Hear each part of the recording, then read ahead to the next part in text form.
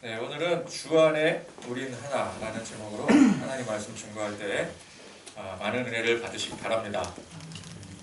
영화를 보든 혹은 이제 스포츠를 보든 간에 사람들은 그 안에서 주연, 스타급 플레이어들 혹은 그런 배우들을 기억을 합니다. 주연 배우라든지 그런 스타 플레이어들에게 모든 관심이 쏠리기 마련이죠. 그러나 여러분, 주연만 있으면 됩니까? 여러분, 영화가 주연만 있으면 영화가 되겠습니까? 주연이 있으면 조연이 반드시 있어야 되는 것입니다. 스포츠 경기에도 주연, 스타 플레이어만 있으면 게임이 되지를 않겠죠. 그러니까 특급 조연들이 있을 때 그로 인해서 주연이 더욱더 빛을 발할 수 있게 되는 것입니다. 이제 카타르 월드컵 개막하고 몇몇 경기들을 이렇게 보니까 또 오랜만에 이렇게 월드컵 경기 보니까 너무 재미있더라고요. 근데 보니까 우리 아시아 국가들이 선전을 하고 있고 반면에 보니까 어떤 나라들은 분명히 각 나라들마다 스타 플레이어들이 있잖아요. 세계적으로 유명한 선수들이 있잖아요. 그런데 아무리 유명한 선수들이 있어도 조연이 되는 선수들이 받쳐주지 않으면은 그 스타가 빛을 발하지 못하더라고요.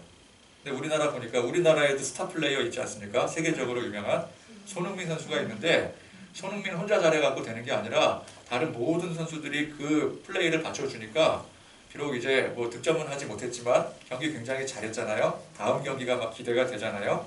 야, 이게 조연이 받쳐주니까 되는구나. 그러니까 조연이 받쳐주면 스타가 더 빛이 나게 되는 것이죠. 그래서 주연 못지않게 조연이 중요한 것입니다. 근데 사실 주님의 사명 아래에 주연이 어디 있고 뭐 조연이 어디 있느냐, 그게 무슨 차이가 있고 무슨 의미가 있겠냐, 그렇게 볼 수도 있겠지만 사실 따지고 보면은 분명히 우리 주님의 사명 안에도 조연과 주연이 분명히 있습니다. 사도행전도 보면은 사도행전에 이제 주연급이다라고 보면은 누가 뭐래도 베드로와 바울 아니겠습니까? 그렇죠? 그러니까 초반에는 베드로가 주연으로 나왔다라고 한다면은 중반, 사도행전 중반을 지나서부터는 바울이 이제 그 주연 역할을 하게 되는 것이죠. 자, 그런데 바울이 혼자 열심히 잘해서 자기 혼자 빛이 납니까? 그게 아니더라는 것입니다. 바울과 함께 그에 못지않게 열심히 사명 감당한 주변 사람들이 있었기 때문에 이 바울이라는 한 사람이 더욱더 빛날 수 있었던 것이었습니다. 누가 있었습니까? 바울 주변에 그렇게 같이 빛을 내준 사람들, 어떤 의미에서 보면 조연이라고 볼 수 있는 사람들, 바나바가 있었고 실라가 있었고 디모데가 있었고요. 또 이렇게 얘기하면은 듣는 바나바, 실라, 디모데는 섭섭할지도 몰라요. 아니 뭐 우리가 그럼 들러리냐? 우리도 뭐 선교 역사의 한 획을 그은 사람들인데 우리를 뭐 조연 엑스트라 취급하느냐? 뭐 그 급을 누가 감히 정할 수 있느냐? 그런 의미에서 본다면 상당히 신뢰가 될 수 있는 부분이긴 하겠지만 어쨌건 간에 이 활동 빈도수, 기록된 빈도수로 따질 때 바울을 주연급이라고 할 수가 있는 것입니다.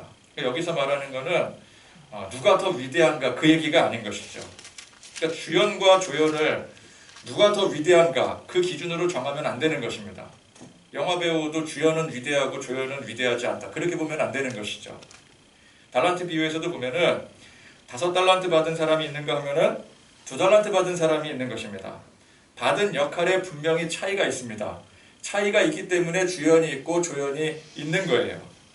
다만 5달란트 받은 사람이 그만큼 더 많이 남겼으니까 그가 더 위대하고 더 잘했다고 더 훌륭하다라고 말할 수 없는 것입니다. 주인의 칭찬은 똑같은 거예요. 5달란트 받은 사람이, 즉 주연급이 5달란트를 남겼을 때 그 칭찬과 또 2달란트 받은 사람, 그 차이에 비하면은 이제 조연이라고 볼 수 있겠잖아요. 그 사람이 2달란트를 남겼을 때 비록 5달란트 남긴 사람보다는 적게 남겼을지라도 그 차등을 두지 않고 똑같이 잘했다, 충성된 종아. 하나님 보시기에 주연이나 조연이나 다 똑같은 거예요. 자, 바울이 가는 곳마다 주님의 복음이 확장되고 또 교회가 세워지고 이를 기점으로 세계 선교의 길이 열리게 된 데는 분명히 바울을 도와서 함께 같이 복음의 사명을 감당한 여러 사역자들, 동역자들이 있었기 때문에 가능한 일이었습니다. 하나님은 한 사람에게만 모든 것을 다 맡기지 않으세요. 출애굽의 역사에서도 언뜻 모세 한 사람에게 집중되기가 쉽습니다. 그러나 하나님은 결코 모세 한 사람만 세우지 않으셨어요. 모세를 도와서 함께 사명을 감당할 사람들을 같이 세우십니다. 아론이 있었고요. 여호수아가 있었습니다. 그 사람들만 있었습니까? 이름 모를 수많은 사람들이 옆에서 돕는 거예요. 장인 이드로도 제 역할을 톡톡히 해냈습니다. 이드로의 제안으로 1000부장, 100부장, 50부장, 10부장을 세우게 했어요. 이드로가 없었으면 이거 생각해내지 못했을 거예요. 이 부장들 또한 이 출애굽의 과정에서 모세가 모세 한 사람이 미처 할 수 없는 그 사명을 톡톡히 감당해낸 사람들이었죠. 여러분, 그래서 한 사람에게만 모든 이목이 집중되는 것은 상당히 위험한 일인 것입니다. 엘리야 선지자가 한때 하나님 앞에 이렇게 부르짖었습니다. 세상에 하나님, 나 혼자밖에 없습니다. 하나님의 의의는 나 혼자밖에 남지 않았습니다. 그랬더니 하나님께서 뭐라 그러셔요? 그래, 맞다. 너밖에 없다. 너라도 이렇게 나를 이렇게 섬기고 있으니 얼마나 다행인지 모른다. 그렇게 말씀하지 않으시고 왜 너 혼자라고 하느냐? 내가 바알에게 무릎 꿇지 않는 7,000명이나 되는 사람들을 남겨두었다. 그러니까 우리는 잘 몰라요. 나만 있는 줄 알아. 그죠? 때로는 너무 열심히 하나님 앞에 충성을 다하고 주변 사람들이 도와주지 않고 그럴 때 하나님 나만 남았습니다. 하나님 뭐라 그러셔요? 왜 너만 있다고 생각을 하느냐? 너만 있는 게 아니다. 그러니까 세상에 나 혼자밖에 없어. 나만 외로워. 아니, 나만 의로워. 나만 하나님의 훌륭한 사명자야. 이런 태도는 위험한 거예요. 절대 그렇지 않습니다. 우리 눈에 보이지 않을지언정 하나님은 언제나 보이지 않는 곳에 다 합당한 만큼의 사역자들을 준비시켜 놓고 계신다는 거예요. 아멘. 한국교회 이대로 가다 망한다. 뭐 위기, 경각심 갖는 거 좋습니다. 그런데 한국교회 다 틀려먹고 우리 교회만 남았어. 이렇게 생각하는 거는 굉장히 위험한 사고방식이라는 거죠. 교회가 스타 목사 중심으로 성장하는 게 참 위험한 일입니다. 야, 이 교회는 그 목사님 덕분에 이렇게 성장을 했지. 그 한 사람 덕분에 잘 되었다라고 생각하기가 참 쉬워요. 자, 그런데 어떻게 그 한 사람의 힘으로만 모든 것이 이루어질 수 있겠습니까? 그럴 수 없는 것이죠. 제가 예전에 사랑의 교회에 이제 탐방을 몇 주간을 간 적이 있었습니다. 교회에서 아예 작정을 하고 유명한 교회들 교육자들 탐방을 보냈어요. 몇 주 동안 아예 교회 나오지 말고 출근하지 말고 주일날 거기 가서 예배를 드리고 거기 가서 생활을 해라. 교회 생활을. 그래서 이제 몇 주간을 탐방을 제가 사랑의 교회에 갔습니다. 근데 외부에서 보이기에는 사랑의 교회 하면은 누구예요? 옥하는 목사님이잖아요. 그죠? 그러니까 외부에서 보기에는 야, 옥하는 목사님 그 한 사람의 힘으로 교회가 이렇게 세워지고 성장하고 유명해진 것 같았어요. 근데 그 안에 막상 들어가 보니까 정말 보이지 않는 곳에서 우리가 그 교회에 다니지 않으면 모르는 거잖아요. 근데 보이지 않는 곳에서 정말 주를 위해서 수고하고 열심히 사명 감당하는 사람들이 많이 있더라고요. 진짜 사명자들이 그 안에 있어요. 그런 사람이 한둘이 아니었습니다. 여러분, 한 사람에게 집중이 되면 그 한 사람이 결국 모든 영광을 취하게 됩니다. 하나님께 돌릴 영광까지 취할 수 있게 되는 거예요. 여러분, 사람이 얼마나 강한 존재라고 그런 유혹들을 다 뿌리칠 수 있겠습니까? 어느 정도까지는 뿌리칠 수 있어요. 그러나 계속 나 한 사람에게, 그 한 사람에게 집중이 되다 보면은 그 유혹을 끝까지 뿌리칠 수가 없는 거예요. 사람은 약한 존재입니다. 생각보다 약한 존재예요. 그래서 한 사람에게 집중되면 위험합니다. 그래서 항상 내가 아니라 내 중심이 아니라 공동체 중심, 그렇죠? 우리 중심, 내가 아니라 우리, 그렇죠? 그럴 때 그 영광은 자연스럽게 하나님께 돌려지게 되는 거예요. 내가 아니라 우리가 먼저다. 내 중심이 아니라 공동체가 먼저다. 여러분, 그 생각은 우리 안에 욕심이 없기 때문에 가능한 거예요. 욕심만 없어지면, 우리 하나님 믿지 않습니까? 우리 안에 욕심만 없으면은 모든 영광은 다 하나님 앞에 돌려지게 돼 있어요. 아멘. 그러나 내가 스타고 내가 중심이 되면 하나님께 돌려질 그 영광까지 다 자기 몫이 되어버리는 것입니다. 내가 잘했으니까. 그죠? 나를 드러내게 되고, 물론 역할의 차이에 따라서 주연이 있을 수 있고 조연이 있을 수가 있어요. 그러나 그 조연들이 빛날수록 주연도 함께 빛날 수가 있는 것입니다. 전부가 다 살 수가 있는 거예요. 그래서 바울은 결코 혼자가 아니었습니다. 그가 다 이루어낸 것이 결코 아니었습니다. 그를 주연이라고 말할 수는 있어도 그가 모든 것을 혼자 다 이루었다라고 결코 말할 수 없는 것입니다. 자, 바울에게는 그렇게 함께 같이 이제 파송이 되어서 각 지역에 들어가 사명 감당한, 열심히 사명 감당한 동역자들도 있었지만, 또 현지에서 그곳에서 만나서 거기서 예수를 믿고 또 바울의 강력한 동역자가 된 사람들도 많이 있었습니다. 디모데가 그런 사람이었고요. 또 빌립보에서 만났던 자색 옥감장수 루디아도 바로 그런 사람이었었죠. 오늘 말씀에는 이제 고린도에 들어가서 아굴라라고 하는 유대인을 만나게 됩니다. 이 아굴라는 원래 로마 본토에서 태어난 사람이었습니다. 그런데 글라우디오 황제 때 그 로마 그 시내에서, 로마 내에서 유대인들 폭동 사건이 일어났었대요. 그래서 그 일을 계기로 유대인 추방령이 떨어지게 됩니다. 그래서 그때 이 아굴라라는 사람이 그 아내 브리스길라와 함께 로마에서 이제 추방을 당한 거죠. 로마를 떠나 이 고린도에 들어와서 살게 된 것이었습니다. 성경에 유명한 부부지 않습니까? 아굴라와 브리스길라, 또는 브리스길라와 아굴라.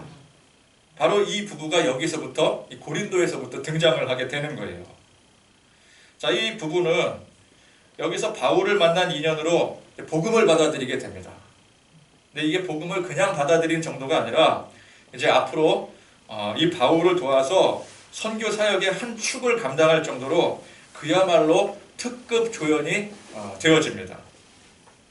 그러니까 바울이 다닌 각 지역에서 이러한 현지 동역자들이 없었으면은 바울은 결코 위대한 선교의 업적을 남기지 못했었을 거예요. 언제나 바울은 가는 곳마다 바울을 도와주는 사람이 있었어요. 핍박을 당하기도 하지만, 학대를 당하기도 하지만 그 가운데 도와주는 사람이 있었기 때문에 바울이 살 수가 있었던 거예요. 바울만 위대한 사역자가 아닙니다. 수많은 조연 사역자들도 하나같이 위대한 사역자들이었습니다. 바울이 이를테면 5달란트 받은 종이라고 한다면 그 조력자들은 2달란트 받은 종이라고 할 수 있겠죠. 남긴 것에 그만큼의 차이가 있을지언정 우리 하나님 보시기에는 다 똑같이 훌륭하고 충성된 종이라는 것입니다. 자, 그래서 이제 오늘 이렇게 고린도 지역에 들어와서 아굴라와 브리스길라를 만난 바울, 이 역사적인 만남을 주목해 보게 됩니다. 아굴라와 브리스길라는 앞서 소개된 대로 원래 로마에서 태어나 살다가 고린도로 추방당해서 이제 들어와서 살게 된 처지였습니다. 근데 그렇게 된 상황이니까 이 얼마나 참 서러웠겠어요. 로마에서 태어나긴 해서 로마 시민이긴 했어도 인종이 유대인 아니겠습니까? 이 사람들 유대인이에요. 그러니 로마인이지만 그 로마 본토에 살면서 얼마나 또 인종에 대한 차별과 그 서름을 당하고 살았겠습니까? 유대인 폭동 사건이 일어났을 때 아굴라와 브리스길라가 폭동을 일으킨 건 아니잖아요. 그죠? 뭐 폭동에 가담했는지 안 했는지는 잘 모르겠지만 주동자는 분명히 아니었을 것입니다. 그런데 억울하게 살던 터전을 버리고 쫓겨나야 됐었어요. 글라우디오 황제가 폭동을 일으킨 자들만 처리를 한 게 아니라 그냥 유대인들 모두 다 싹 다 추방을 시켜버린 거예요. 얼마나 억울합니까? 고향 등지고 이 멀리 타향에 와서 겨우겨우 천막을 지어 만들어 사는 그런 신세가 되었습니다. 근데 여기에 또 이렇게 온 이유가, 고린도로 와서 정착하게 된 이유가 로마에서 폭동 사건으로 인해서 쫓겨나오게 됐기 때문에 그 사람들이 다 알잖아요. 그런 것이니만큼 고린도 사람들도 결코 이 사람들에 대해서 호의적이지 않았을 거라는 것이죠. 그런데 그런 상황 가운데 바로 여기서 누구를 만나요? 바울을 만나는 거죠. 바울을 만나고 예수님을 영접하게 된 것이었습니다. 그 인생 고난길에서 얼마나 원망하고 또 좌절도 했겠습니까? 내가 여기까지 밀려와야 되는가? 여기까지 와서도 이 수모를 당해야 되는가? 그런데 그런 환경 속에서 예수님을 만난 거예요. 아무도 알아주지 않고 외면당하는 그런 외로움 속에서 예수님께서 친히 그들의 마음을 어루만져 주신 것입니다. 그러니 그들이 얼마나 감격했겠어요. 인생 고난의 막다른 길에 이르렀는데 알고 보니까 그게 막다른 길이 아니었던 거예요. 누가 보더라도 막다른 길이죠. 삶의 터전 빼앗기고 쫓겨나왔어요. 거기서도 핍박당해요. 망한 인생입니다. 그런데 알고 보니까 망한 인생이 아니었어요. 그게 바로 소망의 길이었고 살아나는 길이었을 줄 그 누가 알았겠습니까? 여러분, 그래서 우리는 인생을 쉽게 판단해서는 안 됩니다. 지금 현재 상황과 환경이 엉망진창이라고 좌절하면 안 됩니다. 지금 이럴지라도 앞으로 어떻게 될지는 아무도 모르는 거예요.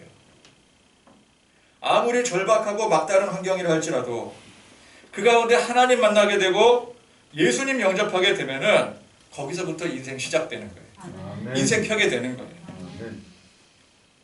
현재 지금 잘 나가고 있다고 자신만만하겠습니까? 그럴 수 없는 것이죠. 축구에서 강팀이 1대0으로 이기고 있을 때 자신만만합니다. 야, 우리가 어차피 이기는 경기 아니냐? 막 설렁설렁하기도 해요. 여유도 부리고 상대 우습게 알고 그러다가 어떻게 돼요? 2대1로 역전당하죠. 일본이 그렇게 해서 이겼더라고요. 보니까 그 독일 선수가 그 뛰는 거 보셨어요? 캥거루 팀 공중공중 뛰더라고요. 웃으면서 우습게 보면서. 그러다가 졌어요. 지고 있다가도 야, 저 팀 망했다. 저 팀 경기력 엉망이다. 그 다음 경기에 이길 줄 누가 알겠습니까? 그죠? 기사회생할 줄 누가 알았겠어요? 이란이. 우리도 어떻게 될지 모르는 거죠. 내가 지금 힘든 상황 가운데 처해 있습니까? 그러나 힘든 그 상황을 생각하며 바라보기보다는 내 삶 가운데 지금 하나님이 어디 계시는가를 봐야 되는 거예요. 아멘. 우리의 믿음으로 하나님이 여전히 내 삶의 중심에 계시다라는 것을 본다면 우리는 그런 상황에서 결코 좌절하거나 절망할 이유가 없는 것입니다. 아멘. 여러분, 상황과 환경이 무너지는 게 그게 일이 아닙니다. 하나님이 내 삶의 중심에 계시지 않는 게 그게 문제인 거예요. 우리 보통 우리 주변의 환경이 무너지게 되면 그게 일이라고 생각하죠. 그게 문제라고 생각하죠. 그러나 그건 문제가 되지 않아요. 하나님이 계시면 아무런 문제가 되지 않아요. 그러나 아무리 우리 삶이 막 회복되고 일어나고 막 잘 되고 그래도 그 안에 하나님이 계시지 않으면 그건 문제가 되는 삶이 되는 거예요. 아굴라와 브리스길라는 억울하게 쫓겨났어요. 고난당했습니다. 그러나 그 길 가운데 누구를 만나게 돼요? 예수님을 만나잖아요. 그러면 그건 고난의 길이 아닌 것이죠. 그 길이 사실은 축복의 길이었어요. 여러분, 우리 인생이 어떻게 살아왔건 간에 예수님 만나고 하나님과 동행하고 있다면 이 길이 곧 생명의 길인 것입니다. 아멘. 이 길이 곧 진정한 성공의 길인 줄 믿으시기 바랍니다. 아멘. 그래서 이 부분은 고난당하는 것 같았는데 사실 하나님의 축복이었어요. 바울을 도와서 이제 앞으로 정말 쏠쏠이 활약을 하면서 선교의 한 축을 담당하게 됩니다. 자, 그런데 이 부부를 아굴라와 브리스길라라고 부르기도 하지만 보통 어떻게 부릅니까? 브리스길라와 아굴라, 이게 더 입에 딱 들어맞지 않습니까? 보통 그렇게 불러요. 뒤에 이제 26절에 가도 보면은 그가 회당에서 담대히 말하기를 시작하거늘 브리스길라와 아굴라가 듣고 데려다가 이렇게 나와요. 브리스길라와 아굴라. 뭐 누구의 이름이 뭐 먼저 나오고 나중 나오는 게 그게 뭐 그렇게 중요한 일인가 싶기도 하지만 사실 여기는 상당한 의미를 가지고 있습니다. 성경이 기록된 시대는 대체적으로 북의 중심의 사회였습니다. 남성 중심이었죠. 이스라엘도 그랬고 로마도 그랬습니다. 이스라엘의 역대 계보들을 보면은 남성, 북의 중심으로 이루어져 있죠. 예수님의 계보를 기록했던 그 마태복음의 기록에서도 물론 이제 그 안에 몇몇 여성의 이름이 언급이 되기는 하지만 그건 굉장히 특수한 케이스입니다. 북계로 기록이 돼 있어요. 누구의 아들, 누구의 아들, 누구의 아들. 성경 보면 항상 그러잖아요. 누구 아들, 누구 아들, 누구 아들. 유럽에도 보면 이름이 끝에 son으로 끝나는 이름 많잖아요. son으로 끝나는 이름들, 그죠? 누구 아들, 다 그런 이름이에요. 오병이어의 기적에서도 5천 명이 먹고 남았다고 하지 않습니까? 근데 여기서 계수된 이 5천 명이 남성 장정들만 친 거예요. 거기 여성들이나 어린아이들은 계수해서 아예 제외가 됩니다. 그러니까 숫자에도 포함이 되지 않아요. 여자들은. 그 당시에. 그런 사회적 특성상 항상 남자와 여자가 언급될 때 여성의 이름은 아예 언급조차 되지도 않을 뿐더러 설령 같이 나온다 하더라도 반드시 남성의 이름이 앞에 나오게 되어 있습니다. 근데 성경은 아굴라와 브리스길라의 이름을 언급할 때 뭐 어디는 아굴라를 먼저 기록하기도 하고 또 어디는 브리스길라를 먼저 언급하기도 하고. 브리스길라와 아굴라 하니까 어떤 사람들은 브리스길라가 남편인 줄 알아요. 그죠? 당연히 남편이 먼저 기록이 됐겠지 그러면서. 그러니까 성경은 남녀 성별에 대한 차이를 굳이 염두에 두지 않고 기록하고 있음을 알 수가 있는 것입니다. 그러니까 말하자면 누가 먼저 나오면 어떤 식이냐, 뭐 어떠냐, 뭐 그런 식이에요. 이거는 그 당시 사회적 통념을 깨는 일입니다. 자, 마태복음에서만 해도 전통적인 계보를 남성의 이름으로 당연히 기록을 하고 있었습니다. 그런데 사도행전에 와서는 그 통념이 전통적인 그 통념이 깨지고 있는 거예요. 그러니까 이제 사도행전 기록자의 관점에서 봤을 때 지금 이 상황에서는 아굴라가 좀 더 핵심적인 역할을 했다 싶으면은 아굴라와 브리스길라, 또 다른 곳에서 이번에는 브리스길라가 좀 더 핵심이었다 싶으면은 브리스길라와 아굴라 이렇게 기록을 하는 거예요. 그러니까 무조건 뭐 상황 따지지도 않고 무조건 남자가 먼저다 이런 개념이 없는 거예요. 이건 기독교적인 변화입니다. 전통적인 유대인들은 오직 유대인들만 그리고 남성들만이었었어요. 오죽했으면 그 유명한 유대인 랍비 기도 제목 중에 이런 거 있지 않습니까? 세 가지 감사. 그거 아세요? 유대인 랍비들이 세 가지 감사를 한대요. 첫 번째, 이방인으로 태어나지 않게 해주셔서 감사합니다. 두 번째, 노예로 태어나지 않게 해주셔서 감사합니다. 세 번째가 뭔 줄 아세요? 여자로 태어나지 않게 해주셔서 감사합니다. 근데 기독교의 복음이 그런 통념을 깨버린 거죠. 교회의 수장인 베드로조차도 처음에는 유대인 중심주의였습니다. 그러나 성령님께서는 그런 통념을 깨트려 버리셨죠. 그래서 어떻게 하셨어요? 교회를 흩어놓으셨어요. 구약의 기록에 대부분의 이름들이 남성의 이름들입니다. 그렇죠? 여성의 이름은 기록이 되어 있어도 극히 일부분이에요. 대부분 어떻게 기록이 됩니까? 누구의 뭐 아내라든지 뭐 어느 이름 모를 과부, 어느 지역의 누구. 그래서 유명한 과부 있잖아요. 사르밧 과부. 이름이 사르밧입니까? 아닙니다. 사르밧이라는 지역에 있는 이름 모를 과부예요. 그러나 여러분 신약으로 넘어와서 활약하는 사람들 보십시오. 성모 마리아, 막달라 마리아, 예수님의 십자가를 최후까지 지킨 사람들 누구였습니까? 여인들이었어요. 여인들. 남자들 다 도망갔어요.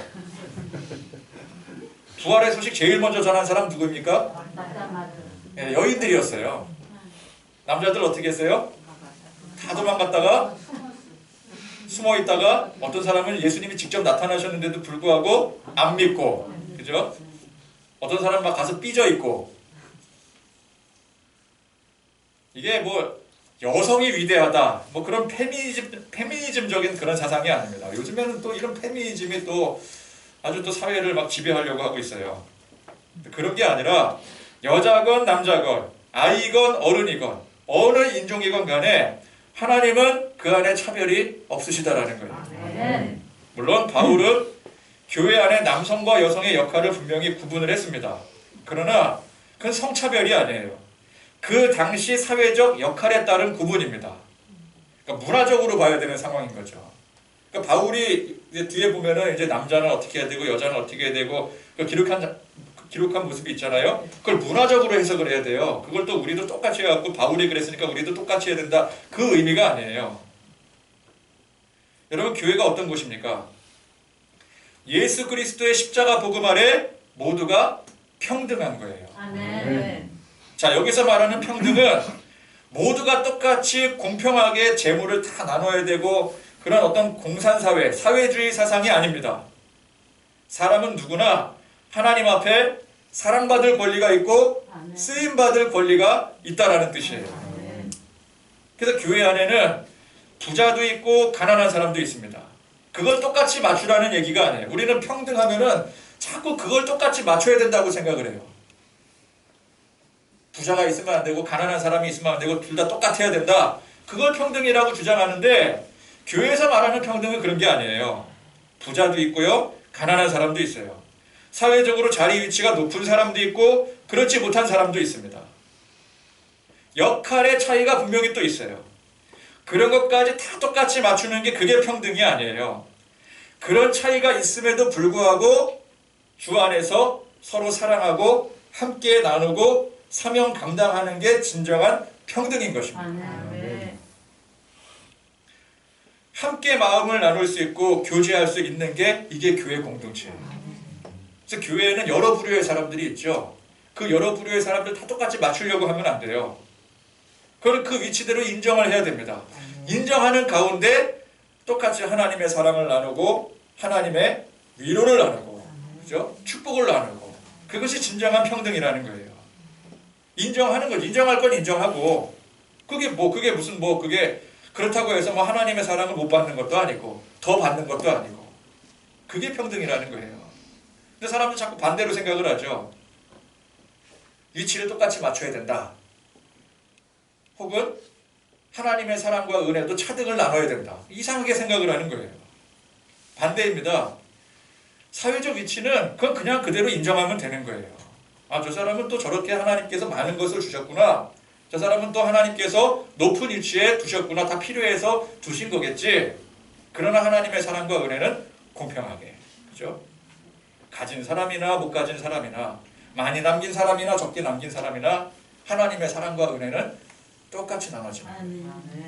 그래서 교회 안에 각기 다른 계층의 사람들이 함께 같이 어우러서 하나된 공동체를 만들어갈 수가 있는 것이죠.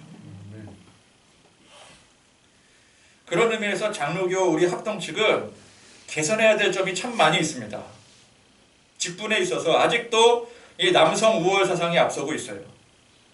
여성 목회자, 여성 장로 우리 교단에는 없어요. 아직도 인정을 하지 않고 있어요.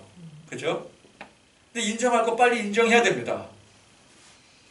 왜 인정을 안 합니까?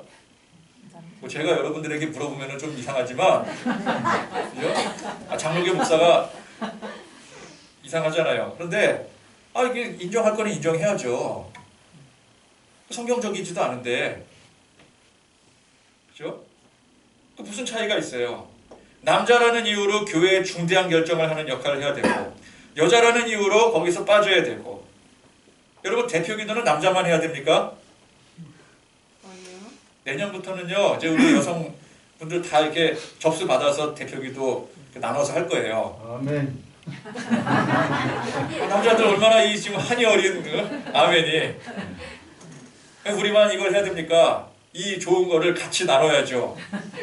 그런 거 아니겠어요? 남자들만 해야 되는 이유가 없는 거예요. 남자들만 앞세울 필요가 없는 거예요. 지금 세상이 그런 세상이 아니잖아요. 교회가 거꾸로 가고 있어요. 우리는 주 안에서 하나됨을 이루는 아름다운 공동체의 모습을 만들어 가야 되는 것입니다. 여러분 아굴라와 브리스길라면 어떻고 브리스길라와 아굴라면 어떻습니까? 꼭 남자의 이름이 먼저 와야 됩니까? 꼭 아굴라와 브리스길라여야만 됩니까? 브리스길라와 아굴라여도 되는 거예요. 사실 여러분 교회 보세요. 여성 파워가 얼마나 교회 안에 특히 셉니까? 그죠? 보통 보면 남편들이 신앙적으로 말썽이지 아내가 신앙적으로 말썽인 가정이 별로 없잖아요. 한국 사회 특히. 그럼 당연히 여성들이 더 교회 안에서 중직도 맡고 그래야 되는데 이상하게 교회들 보면은 이 남편들 겨우겨우 이렇게 교회 데리고 나오잖아요.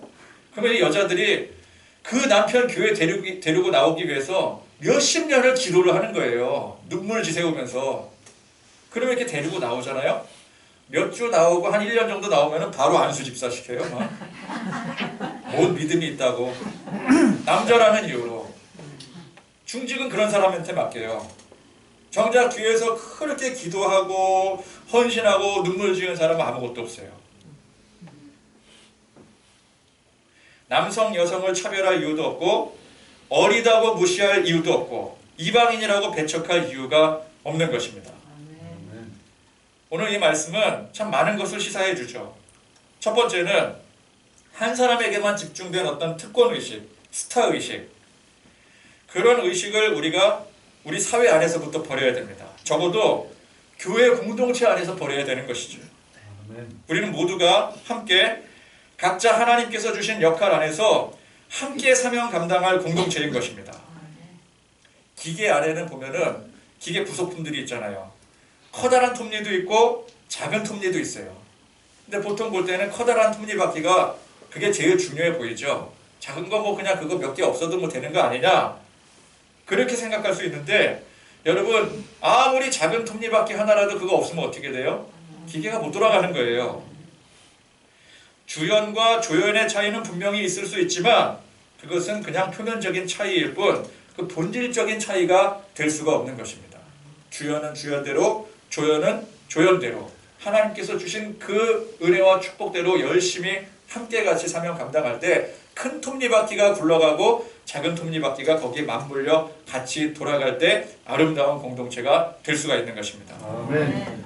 두 번째는 우리 삶 속에 어떠한 위기, 역경의 환경과 상황 가운데 처해 있을지라도 거기서 우리가 봐야 될 중요한 사실은 그 상황과 환경을 보는 것이 아니라 하나님이 그 가운데 계시는가, 그걸 봐야 된다는 거예요. 그래서 아무리 절망적인 상황 가운데 있다 할지라도 그 가운데 하나님이 계시면 되는 거예요. 아멘. 우리 안에 하나님이 내 안에 계신다라고 하는 믿음이 있으면 되는 것입니다. 아멘. 우리는 그런 관점 자체가 달라져야 되는 거예요. 아멘. 세 번째는 결국 첫 번째 교훈과 이어지게 됩니다. 교회가 모두가 유기적으로 연결이 되어서 함께 사명을 감당하는 공동체인 만큼 거기에 차별이 없어야 되는 거예요. 아멘. 성차별, 인종차별, 또 직분에 대한 차별, 사회적 위치에 대한 차별. 우리는 모두가 주 안에서 사랑받고 서로 사랑해야 되는 똑같은 사람들인 것입니다. 바울과 또 그 많은 주변 사역자들, 또 오늘 말씀에 나오는 브리스길라와 아굴라의 이 관계를 통해서 더욱 아름답고 성숙한 교회, 더욱 아름답고 성숙한 신앙 공동체를 이루어 살아가는 그런 저와 여러분들이 되시기를 간절히 축원드립니다. 아멘.